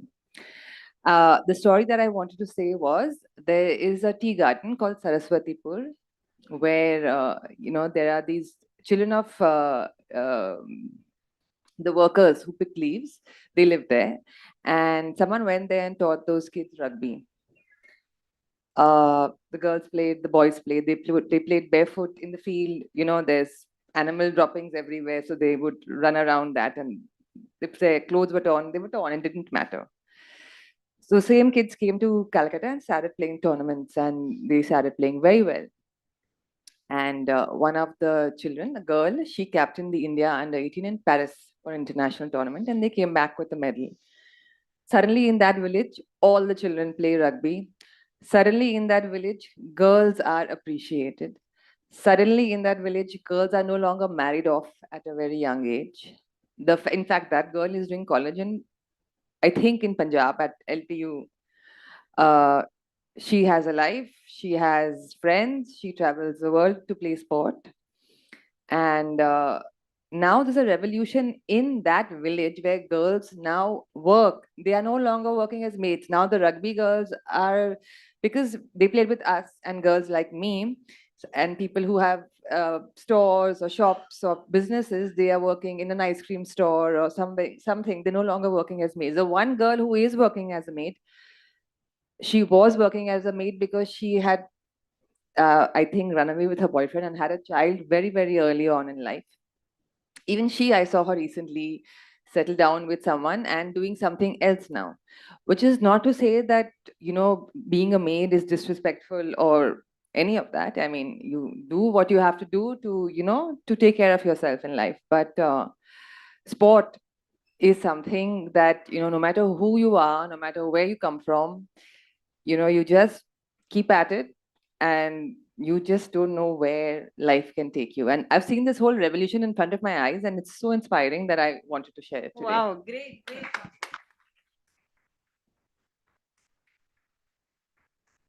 Example just coming like you're working like a house help and a single opportunity, simple opportunity, and that was sports. Everyone likes, loves to play sports. And the moment the opportunity is there, oh, I'm just going wherever I can. So that's the lesson also we are having where we are. We have to accept what Minu ma'am is also suggesting us. No, first of all, we have to accept whatever is given to us because we are not having that choice that is given to us. So accept it and then start living the dreams, start giving the opportunity to others, and then the world is yours. Great, great story. So some of the, as we all are means having students who are entrepreneurs as well, and we are running startups and all. So any lesson, or maybe, or we can say rather, any hand holding or any kind of a scheme that they can take immediate that kind of advantage, if you can quickly share the same. I'm so glad Sanaya ma'am shared this, because Saraswati Pur is this tea garden in the district of Jalpaiguri. And we've really interacted with the girls there. They speak from a certain sense of agency and empowerment, and that really matters. In fact, we've had Mr. Rahul Bose also come over to Jalpaiguri and address the tribal children there, where a lot of good work has been done, and it was such a motivating speech that it really, made an indelible impression in the minds of these young women who are no longer really working there as the second generation, tea garden workers, because tea garden work is a backbreaking job. So they have more options, and more options means exercising your choice. So that's something that I really take back from, because I've worked in the tea gardens myself. In terms of the opportunities that are there, at the Anand Dhara, it sort of works as a very tight, almost like a corporate entity. We have certain verticals in Anandadhara. So we are sort of looking after financial inclusion as a vertical. We have livelihoods as an important component of Anandadhara. We have marketing as a separate vertical, which requires a lot of support now, as I can see. So I will even turn to ma'am, for her support, because with respect to marketing, what we're trying to do is we're trying to have these fairs. I'm sure all of you have heard about the Shorush Mela, which is still ongoing. Till the 5th, we are having the Saras Mela, in Newtown. We have the Srishti Shri. We have women enterprises, 43 women-led enterprises, 43,000, sorry, have been formed so far, which is still a low figure considering the number of SHGs that we have in West Bengal, which is 12.60 lakhs, touching upon 1.22 crore households. What is going to be a major challenge for us is how to ensure that self-help groups make that transition to becoming micro enterprises. And this requires sufficient handholding in the beginning as well as later. Because usually what happens is the enthusiasm of training, the enthusiasm of the first fair, it sort of fizzles out. So what is required then is something sustainable. And we have the institutional architecture. But what we're really wanting is fresh and eager minds who can give us new ideas, specifically with respect to, productivizing something and the aspect of marketing. That's where we have a requirement for marketing consultants as well. In fact, we're engaging marketing consultants, external marketing consultants. So they're sort of functioning as, external researchers and external collaborators. So Anandadhara, in a sense, is a unified, convergent scheme to make women reliable by developing them into micro enterprises. But at the same time, it's a scheme that requires a lot of external support, a lot of fresh ideas. In fact, the people who are working with me are the PMs, they're the project managers, they're the SPMs, and they're not really from the sarkar, they're not really from the government. They're not government functionaries as such. Some of them are bankers, some of them are from NGOs, some of them are academics, some of them are marketing consultants. So it's a sort of a diversified segment of people, because Anandadhara realizes that if you simply, follow the bureaucratic logic, it'll be very difficult to sort of create a movement which requires a lot of participatory collaboration. So you could look up certain schemes that we have. We have something called SVEP, which is essentially a venture entrepreneurship program. We have developed 79 SVEP SHGs in all of the district of West Bengal, but considering that we have more than 340 districts, 340 blocks, 23 districts, we still have a long way to go in that sense. We have a set of financial inclusion schemes. You might want to look at that. A set of enterprise related schemes. There is something called enterprise finance, where we are providing women with a starting sum of 10 lakhs, where they have to submit a business plan. We have resource personals and CSPs functioning at the village level and the Gram Panchayat level. So a major task of these CSP, community service provider livelihood, is to go to these SHGs, acquaint them with what are the livelihood clusters that they could join with, help them develop a business plan, help them link them up to the bank. And then the banks sanction these loans. They provide the credit. They keep coming to us, or they keep having these trainings at the district level. But now what we're sorely in need of is fresh ideas to help them make that, graduation from becoming these self-managed, consumption-oriented SHGs to becoming entrepreneurs on their own right. So that's something where I need a lot of help. And I'll be looking to some of you. In fact, I've made friends with your peer Tushar. Tushar is here. So Tushar is my new friend from IMI. I'll also be looking for new names, new friends who can come over to my office, maybe discuss it in greater detail and give me some good ideas. And we could even run through a pilot test maybe with IMI. So that is definitely a possibility. Wow, that is great. So Tushar, you are taking the responsibility of your, friends. Lots of schemes ma'am had mentioned, and means she had openly mentioned like they means it's no more government. It's like she's expecting the fresh ideas and the support in the marketing, and where people like you are having the niche, the expertise, and you can take it forward. So join hand, grab the opportunity, visit to ma'am's office, give your ideas, and yes, the life begins here. So, Manjeer ma'am, yeah, we have listened to so many things. Now we want some kind of a practical tips if you can give. So, because you are already a successful entrepreneur, taking to different levels from local to state level to national level to international level, and now it's another level in tech as we were discussing. So, something for our kids, if you would like to mention. Yeah. One thing again from taking from Priyadarshini, I would like to state that we all stand tall only on the shoulder of giants. So if we don't consider those ideas which has been experimented and experienced, we would be nowhere. So it is great that she mentioned that she's like to do a lot of she's seeking a lot of handholdings and seeking a lot of ideas. As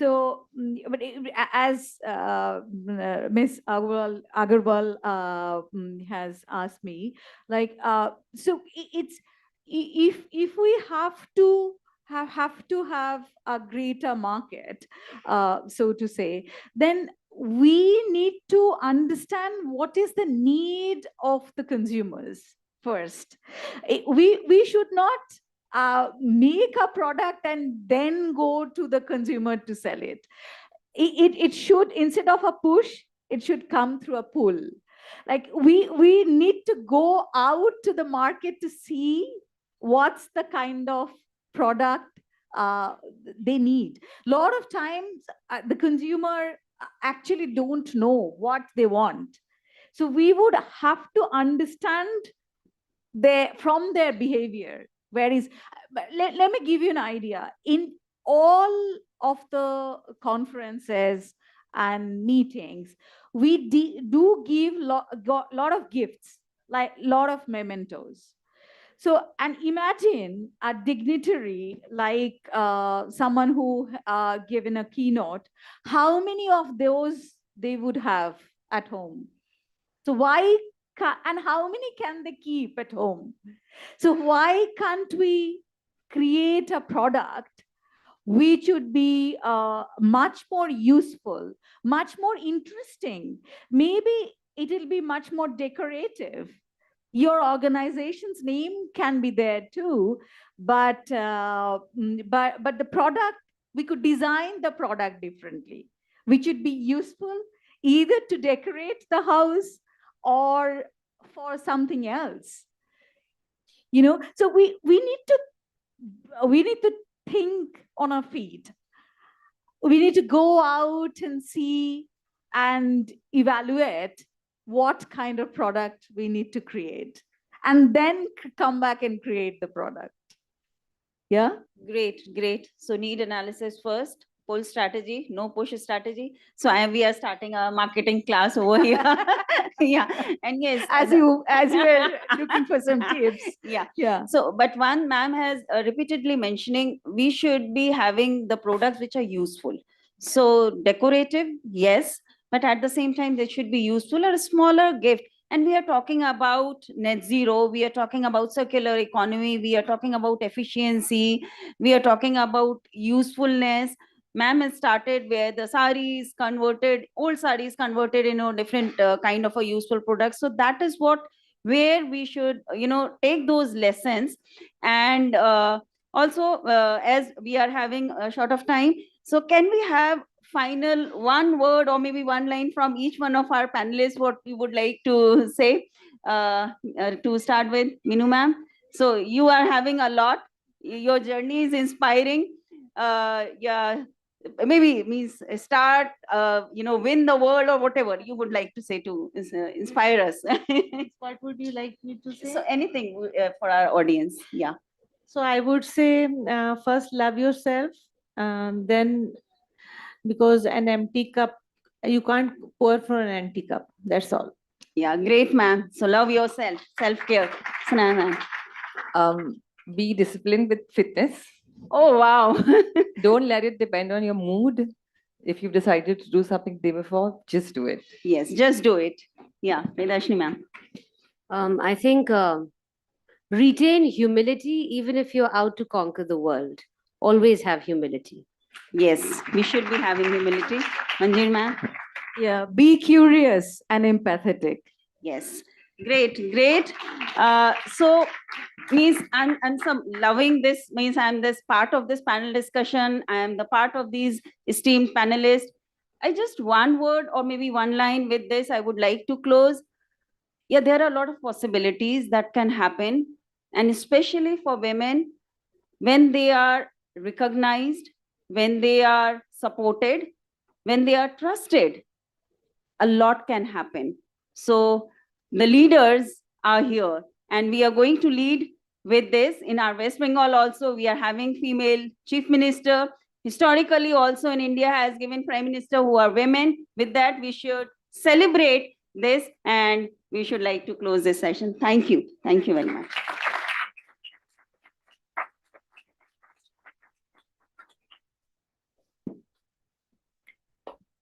Thank you, distinguished panelists and moderator, for inspiring us with such powerful stories of resilience, reminding us that women thrive when they are encouraged to care for themselves and encouraged to dream. As we conclude this inspiring panel, let us carry forward the stories, strategies, and spirit of these remarkable entrepreneurs. I would now request Professor Sahana Roy Chaudhary, Area Chair Economics, IMI Kolkata, to kindly present a token of gratitude to our panelists and the moderator.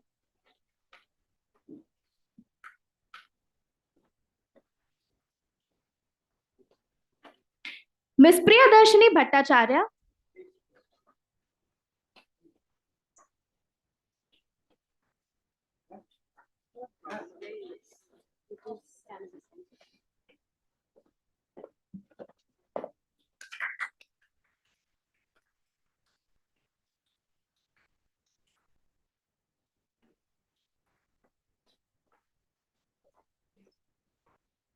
Dr. Minu Budhia.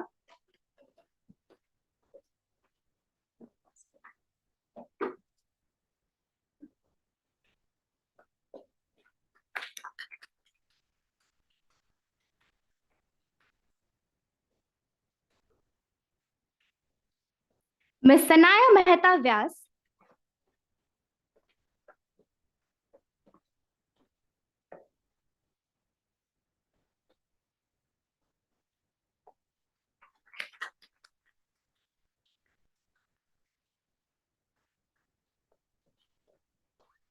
Ms. Manjir Chatterjee.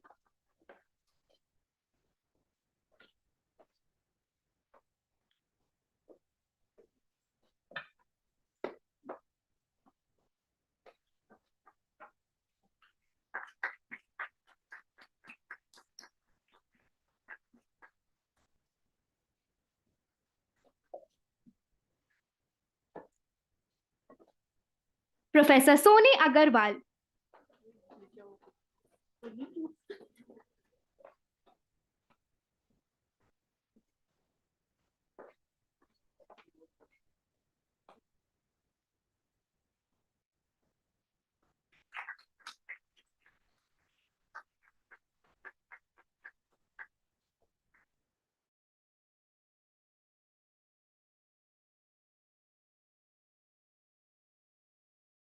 Forward for a group photograph.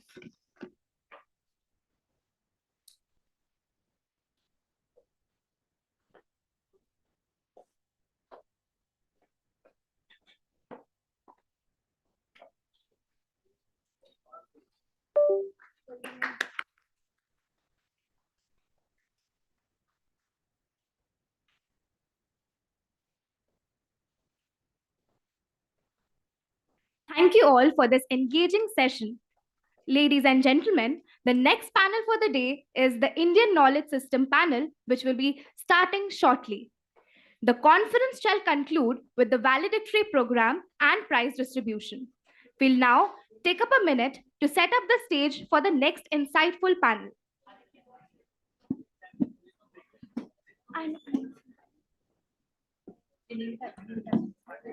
Students are kindly requested to please be seated.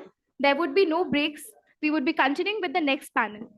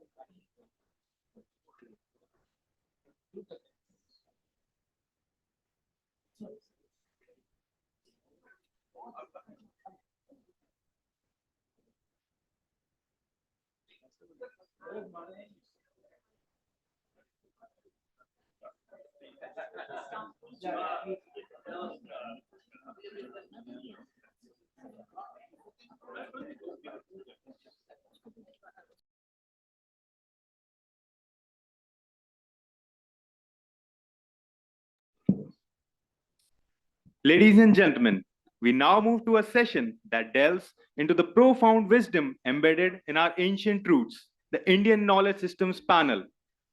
I request Professor Maua Banerjee, Chief Patron, ISDSI Global Conference, and Director, IMI Kolkata, to kindly come up on stage and set the tone of the panel discussion. I would now request all our distinguished panelists and esteemed moderator for this session to kindly come up on the stage and take their seats. Professor B. Mahadevan, Professor of Operations Management, IIM Bangalore.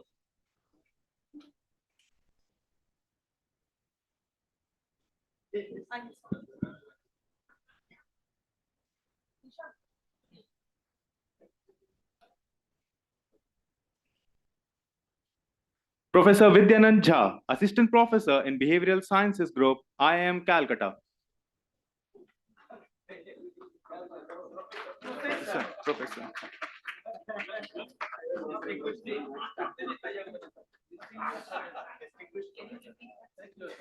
Distinguished Professor Vidyanand Jha, Distinguished Professor in Behavioral Sciences Group, IIM Calcutta. Professor Ajay Jain, Director, MDI Murshidabad.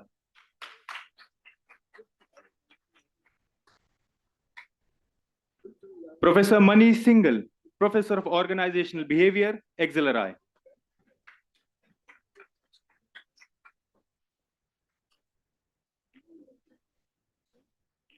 Professor Pawan Kumar Singh, Director, IIM Tiruchirappalli, our esteemed moderator for the panel.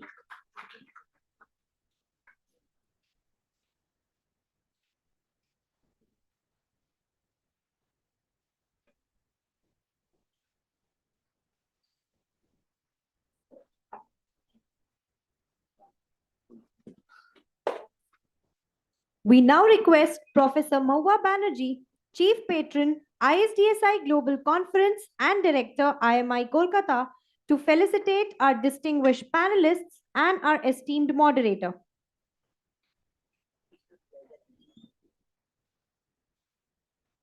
Professor B. Mahadevan.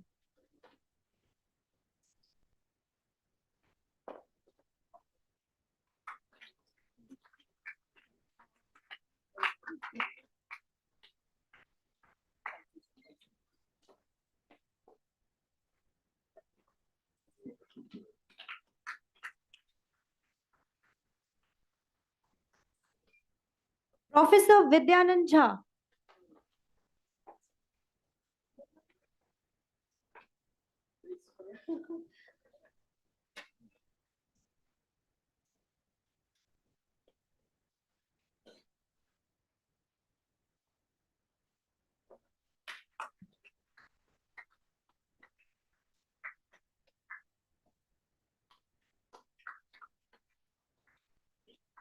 Professor Ajay Jain.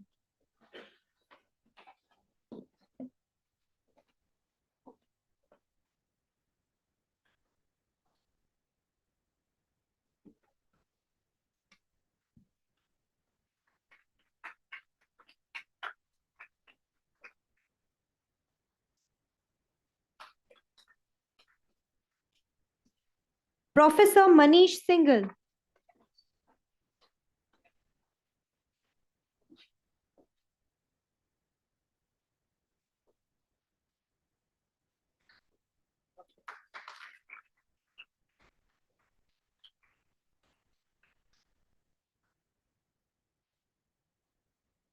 And the esteemed moderator of the session, Professor Pawan Kumar Singh.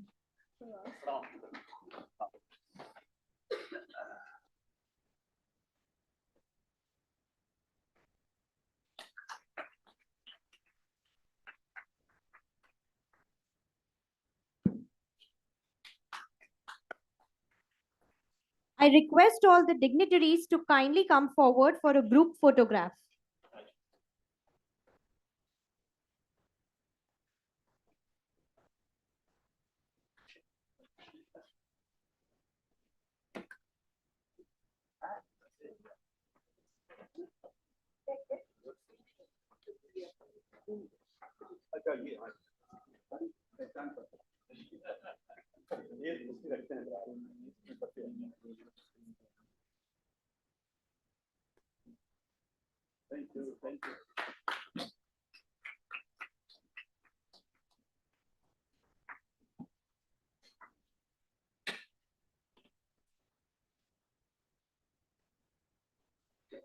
Here, I would like to mention that the detailed profiles of the members of this panel, as well as those of other panels and events of the 19th ISDSI Global Conference 2025 are available in our profiles of eminence and can be accessed through the ISDSI Global website and the QR code displayed on the screens right now. You are requested to scan the QR code now to access the profiles of eminence. Profiles of Eminence is a distinguished compilation of detailed profiles of our esteemed dignitaries, speakers, panel members, and contributors to the 19th ISDSI Global Conference 2025.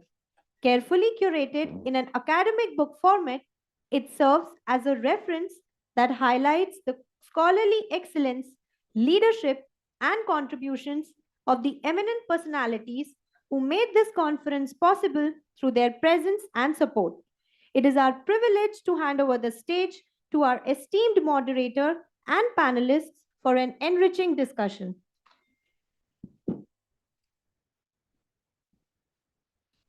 Suprabhat, thank you all. Welcome to this panel discussion on Indian knowledge system.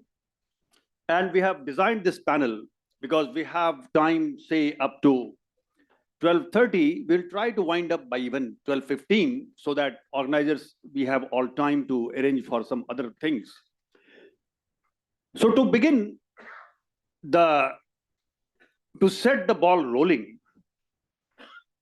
let me propose few things. First of all, I will give one-line introduction to my esteemed colleagues and very respected panel members.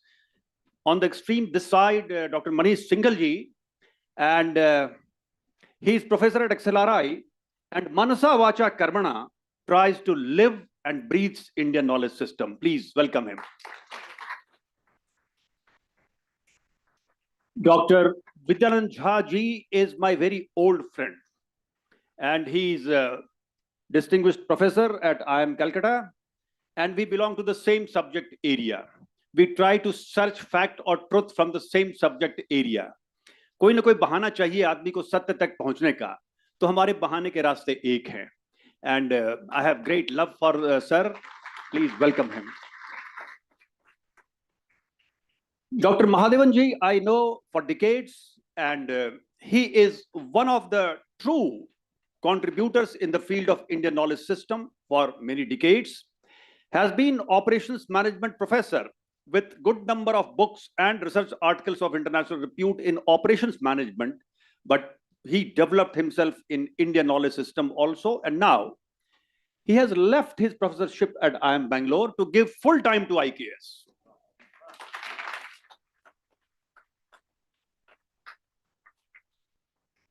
And my colleague, Dr. Ajay Jain, we also work together at MDI, and now he's director of MDI Murshidabad.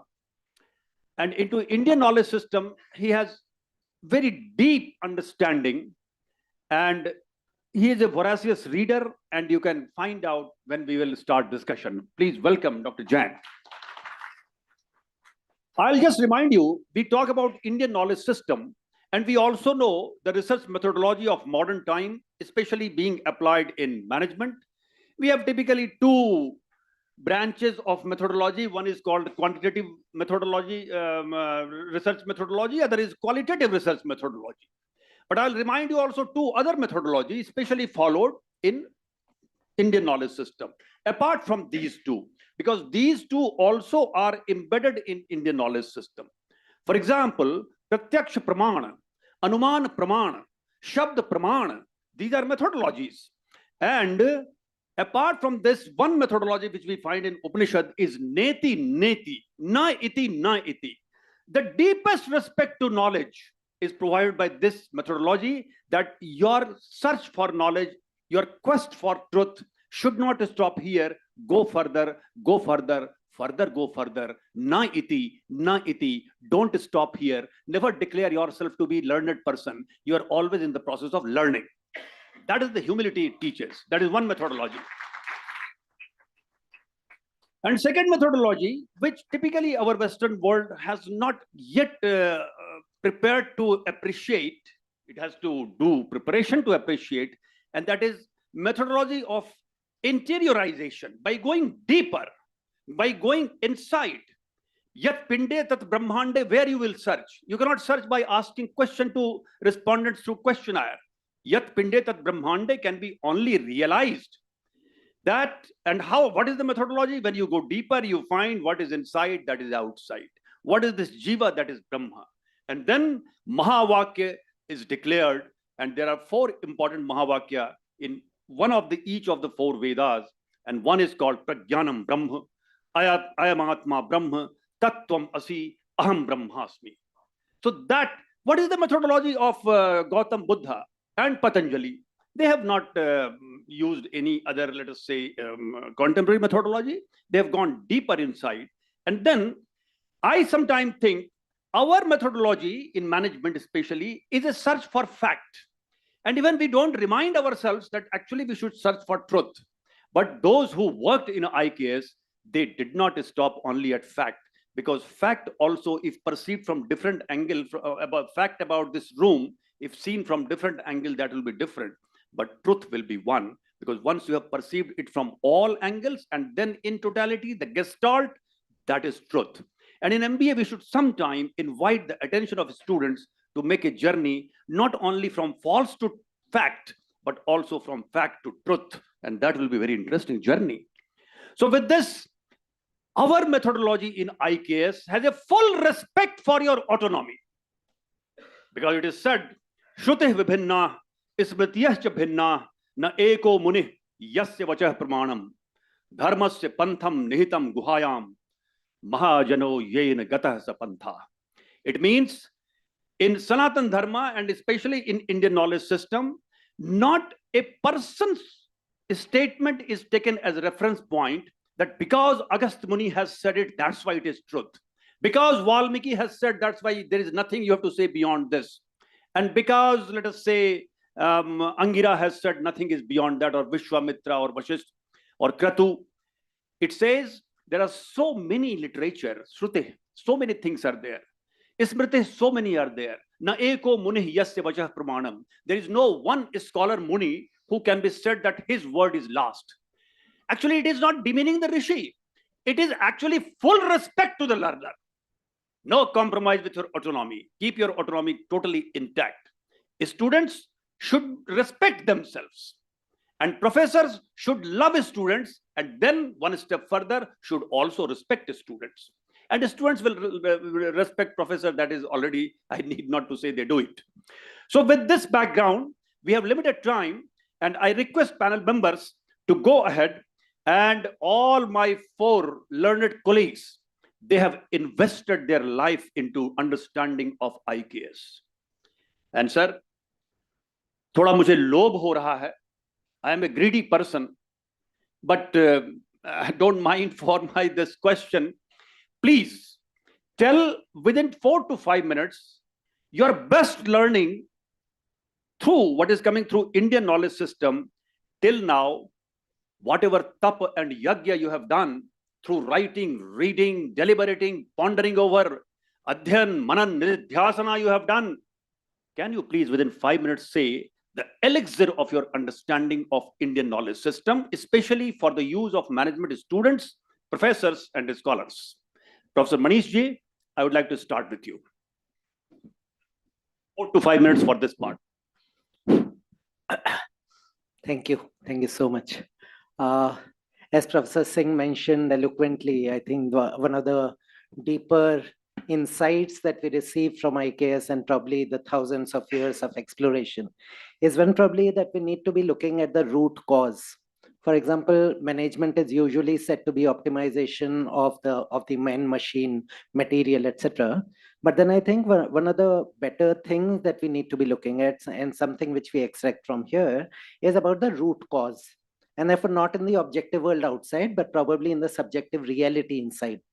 And in that, I think the focus on resources probably takes away the essential focus that needs to be upon the knower, because the known probably changes, could probably change shape, form, etc., and may differ. But the idea is that unless and until we can come back to the knower, maybe all of this knowledge will probably come to naught.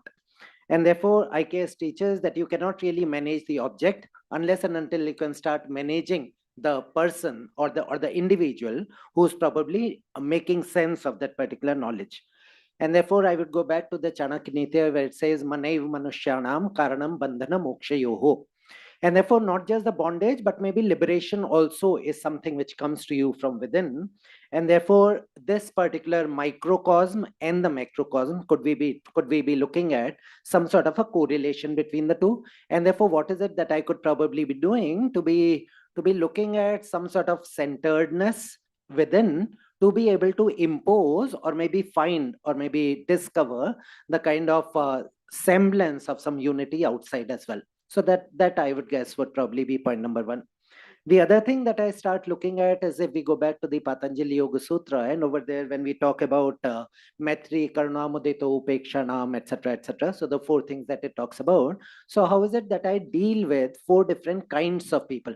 And therefore maybe the conflict that I face over there, what is it that I should probably be doing? So for the people who are probably getting into more of the punya part, or maybe someone who is sukhi, someone who is happy, and therefore could I exhibit some sort of a maitri towards that particular individual? For someone who is suffering, maybe is experiencing dukkha, could I be cultivating a sense of compassion, a sense of karuna towards that particular individual? Mudita towards the person who is probably engaging in punya, because otherwise it probably reminds me more of what I have not done. And therefore instead of that, could I probably be looking at mudita? Could I take delight in someone who is doing good? And for someone who is maybe doing something which I consider as papa, something which is maybe not as wholesome for the creation around me, and therefore towards that, could I cultivate upeksha? Because if you look at any of the